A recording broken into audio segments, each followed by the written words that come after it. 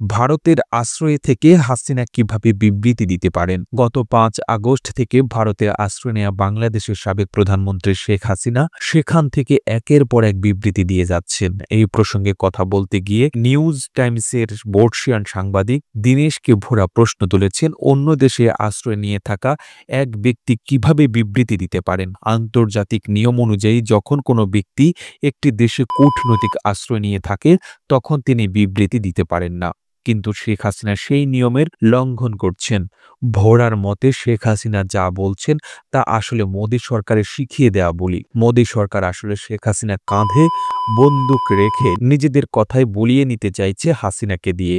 ভোরার মতে এই প্রবণতা আসলে আগুন নিয়ে খেলার সমান, আত্মঘাতী পদক্ষেপের সঙ্গে তুলনীয়। এর আগে নেপালের সঙ্গেও এমন আচরণ করেছে ভারতের মোদী সরকার। নেপালের সংবিধানে নাক গলিয়ে পার্বত্য রাষ্ট্রের সঙ্গে দূরত্ব তৈরি করে ভারত। অখণ্ড নেপালের মানচিত্রে সংসদে দেখিয়ে বিতর্ক তৈরি করে ভারত। যদিও নেপাল সরকার ভারতকে বেশি দূর এগোনোর সুযোগ দেয়নি। প্রতিক্রিয়ায় ভারত নেপালে প্রয়োজনীয় সামগ্রী পাঠানো বন্ধ করে দেয়। যদিও আজ পর্যন্ত ভারতের বিদেশ মন্ত্রক সে কথা স্বীকার করেনি। সেদিন থেকে নেপালের মানুষ ভারতকে ঘৃণা করে।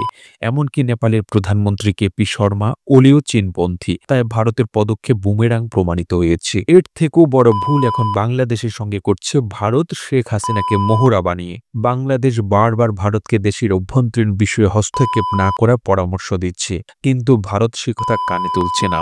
সম্প্রতি বাংলাদেশ সম্মিলিত সনাতনী জাগরণ জোটের মুখপাত্র চিন্ময় কৃষ্ণ দাস ব্রহ্মচারীকে গ্রেপ্তারের বিষয়টি নিয়ে আরও জল ঘোলা হচ্ছে। বাংলাদেশের ইসকন মন্দির থেকে সাফ জানিয়ে দেওয়া হয়েছে চিন্ময় কৃষ্ণ দাস আর তাদের সদস্য নয়। এদিকে ভারত শেখ হাসিনাকে এতটাই ক্ষমতা দিয়ে রেখেছে যে তিনি ভারতে বসে বাংলাদেশ সম্পর্কে বিরূপ মন্তব্য করে যাচ্ছেন। হাসিনাকে এখনই না থামালে দুই দেশের সম্পর্ক আরও তলানিতে গিয়ে ঠেকবে বলে মনে করেন সাংবাদিক ভোরা।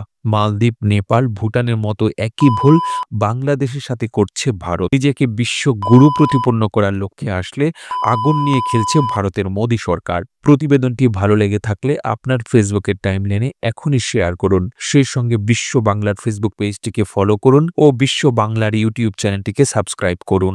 আর আপনি বাংলাদেশের কোন জেলা থেকে এই ভিডিওটি দেখছেন আমাদের কমেন্ট করে জানান। আমরা পরবর্তী ভিডিওতে আপনাকে ধন্যবাদ জানাতে ভুলব না। এতক্ষণ বিশ্ব বাংলার সাথে থাকার জন্য অসংখ্য ধন্যবাদ।